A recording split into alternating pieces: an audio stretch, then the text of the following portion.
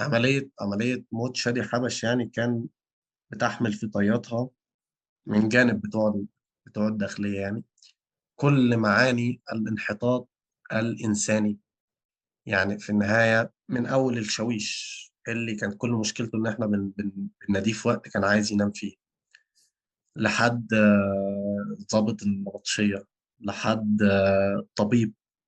لحد الطبيب بتاع تاني يوم والضابط بتاع تاني يوم لأن هم اتغيروا. كل دول كانوا منحطين إنسانيا لدرجة إنه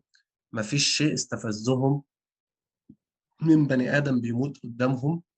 وإحنا بنقول لهم إن هو يموت فيدخلوا الإنقاذ. يعني هم في النهاية يعني البني آدمين لما بيشوفوا حد محتاج مساعدة بيحاولوا يساعدوه، لكن دول كان مستوى الانحطاط الإنساني عندهم واصل لدرجة إنه ما